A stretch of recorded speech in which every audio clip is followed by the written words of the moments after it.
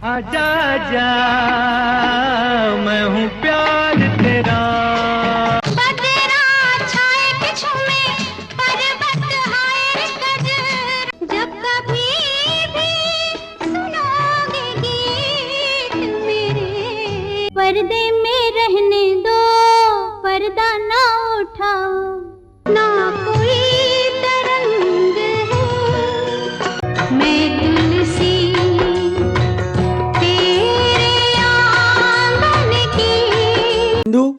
सुहाना सफर से सुगबुगाहट थी, लोगों को पता था, पत्रकारों को लग रहा था इस बार आशा पारेख जी को दादा साहेब फाल्के अवार्ड मिलना है। मिल गया, लेकिन 22 साल लग गए। आशा पारेख ने 16 साल की उम्र में फिल्मों में काम करना शुरू कर दिया था। वे विजय भट्ट की फिल्म गूंज उठी शहनाई, जो कि 1959 में रिलीज हुई थी, में काम करना चाहती थी और इसीलिए वो मिलने भी गई थी, लेकिन डायरेक्टर ने उन्हें यह कहकर चांस ही नहीं दिया कि वे स्टार मटेरियल नहीं हैं। लेकिन जिसके भाग्य में जो होता है उसे कोई भी छीन नहीं पाता, क्योंकि दूसरे या तीसरे दिन ही उन्हें प्रोड्यूसर सुबोध मुखर्जी और डायरेक्टर नाजिर हुसैन ने अपनी फिल्म दिल दे के देखो में साइन कर लिया। जी हाँ, शम्मी कपूर उनका अपोजिट रोल में थे। फिल्म सुपरहिट होते ही आशा पारेख रातों रात बॉलीवुड की सुपरस्टार बन गई। इस फिल्म के बाद हुसैन ने आशा को 6 और फिल्मों में काम दिलवाया। पहली फिल्म थी जब प्यार किससे होता है, जो कि 1961 में रिलीज हुई थी। फिर वही दिल लाया हूँ 1963 में रिलीज हुई थी। तीसरी मंजिल एक सुपर डुपर हिट फिल्म थी, 1966 में रिलीज हुई थी। बाहरों के सपने उतनी नहीं चली, जो कि 1967 में रिलीज हुई थी। प्यार का मौसम जबरदस्त हिट, सुपर हिट, सुपर गाने 1969 में रिलीज हुई थी। और कारवां 1971 में रिलीज हुई थी। कारवां ने सारे रिकॉर्ड तोड़ दिए थे। सभी ने बॉक्स ऑफिस पर सफलता बटोरी। यहीं से नाजिर हुसैन से उनकी गहरी दोस्ती हो गई और कई फिल्मों में एक साथ काम करने के कारण, एक साथ उठने बैठने के कारण, एक साथ चाय पीने के कारण उनके साथ नाजिर हुसैन की बहुत गहरी मित्रता हो गई।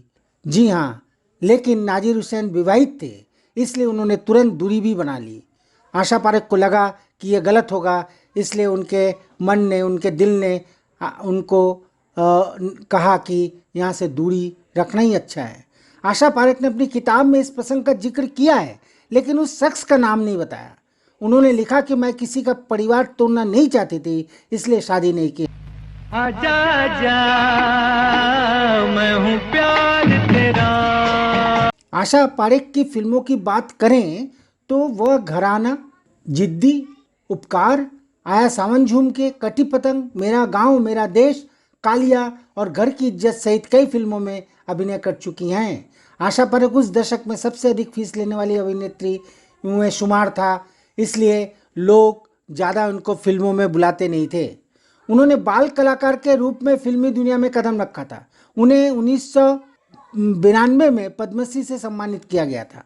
हालांकि उन्होंने कभी शादी नहीं की। 2 अक्टूबर 1942 को उनका जन्म हुआ था। उनकी मां ने उन्हें कम उम्र में ही भारतीय शास्त्रीय नृत्य कक्षाओं में एडमिशन दिला दिया था।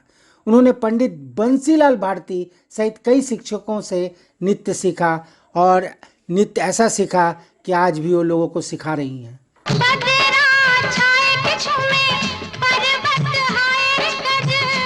आशा जी अपने जमाने की दिग्गज अभिनेत्रियों में शुमार थी।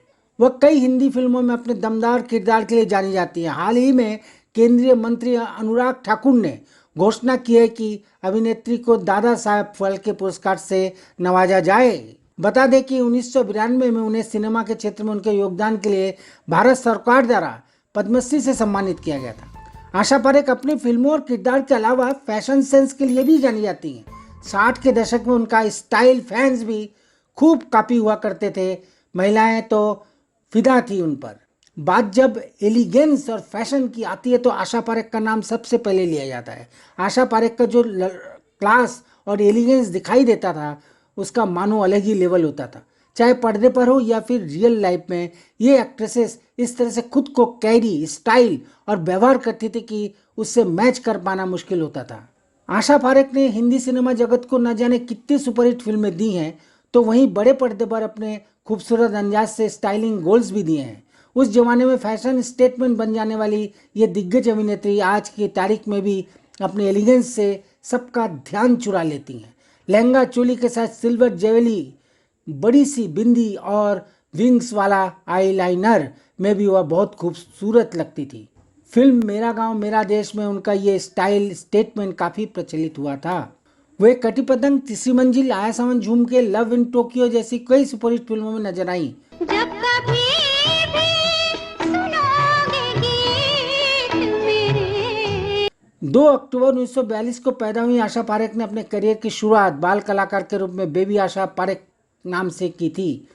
प्रसिद्ध फिल्म निर्देशक बिमल राय ने उन्हें स्टेज समारोह में नृत्य करते देखा और उन्हें 10 साल की उम्र में माँ, जो कि 1952 में आई थी, में ले लिया, कास्ट कर लिया और फिर उन्हें बाप बेटी, जो कि 1954 में आई थी, उसमें दोहराया।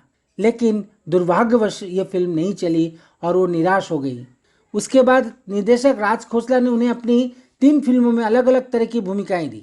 ये फिल्में थी दो बदन, जो कि 1966 में रिलीज हुई, चिराग 1969 में रिलीज हुई और मैं तुलसी तेरे आंगन की 1978 में रिलीज हुई। निर्देशक शक्ति सामंत ने भी उन्हें अपनी अन्य फिल्मों में पगला कहीं का 1970 में रिलीज हुई थी और कटी पतंग 1970 में रिलीज हुई थी और अधिक नाटकीय भूमिकाएं दी और ज़्यादा बेहतर भूमिकाएं दी और ये सभी फिल्में हिट रही हैं। पर्दे में रहने दो, पर्दा ना उठाओ। 2 दशक बाद किसी महिला की झोली में आया दादा साहेब फाल्के अवार्ड। आखिरी बार ये सम्मान वर्ष 2019 में साउथ के सुपरस्टार रजनीकांत को मिला था। वहीं महिलाओं की बात करें तो आशा पारेख से पहले ये सम्मान आशा भोसले को वर्ष 2000 में मिला था। आशा पारेख को मिलाकर अब तक सिर्फ 7 महिलाओं को यह सम्मान मिला है। इस बार का अवार्ड इसलिए भी खास है क्योंकि 22 वर्षों में ऐसा पहली बार हुआ है जब किसी महिला को दादा साहेब फाल्के अवार्ड से सम्मानित किया जा रहा है। बता दें कि उनसे पहले आशा भोसले, लता मंगेशकर, दुर्गा कोटे, कानन देवी, रूबी मेयर्स, देविका रानी भी इस अवार्ड को हासिल कर चुकी हैं। यह प्रतिष्ठित पुरस्कार प्राप्त करने वाली वह 52वीं हस्ती होंगी। अनुराग ठाकुर ने कहा, आशा भोसले, हेमा मालिनी, उदित नारायण, पूनम ढिल्लो और TS नागभरण की सदस्यता वाली दादा साहेब फाल्के समिति ने 18वें राष्ट्रीय फिल्म पुरस्कारों में आशा पारेख को पुरस्कार देने का फैसला किया है। आशा पारेख अपने दौर की हाईएस्ट पेड एक्ट्रेस में से एक रही हैं। हमने आपको बताया उन्होंने कभी किसी फिल्म में समझौता नहीं किया। उन्हें आप उनको पूरी उनका जितनी उनकी फिल्में रिलीज़ हुई हैं, आप सारी फिल्में देखेंगे तो आप देखेंगे वो एक गॉर्जियस ड्रेस में आती थी। उन्होंने कभी भी समझौता नहीं किया। उन्होंने पंजाबी, गुजराती, कन्नड़ फिल्मों में भी काम किया है। उन्होंने अपनी खुद की प्रोडक्शन कंपनी भी लॉन्च की थी और टीवी शोज भी बनाए। उन्हें साल 1992 में पद्मश्री से सम्मानित किया गया था। अनुराग ठाकुर ने आशा के बारे में कहा, उन्होंने 95 से ज़्यादा फिल्मों में काम किया और 1998 से 2001 तक केंद्रीय फिल्म प्रमाणन बोर्ड की अध्यक्ष भी रही हैं। मैं तुलसी तेरे आंगन की। पारेख ने 1990 के दशक के आखिर में प्रशंसित टीवी धारावाहिक कोरा कागज का निर्देशन किया था। एक निर्माता और निर्देशक के तौर पर भी उनका काम अभूतपूर्व रहा, अतुलनीय रहा। लोगों ने कोरा कागज धारावाहिक को खूब देखा और कोरा कागज के माध्यम से उन्होंने लोगों को एक संदेश दिया कि जीवन में सब कुछ ख़त्म नहीं हो जाता है, जीवन चलता रहता है, जीवन चलता रहता है। जैसा कि उनका जीवन चला, उन्होंने शादी नहीं की और वो यहाँ तक पहुँची। ये उनकी मेहनत, लगन और उनके ईमानदारी से उनका काम यहाँ तक पहुँचाया। तो आज बस इतना ही। अगर वीडियो अच्छा लगे तो कृपया शेयर करें और सब्सक्राइब करें और कमेंट भी करें।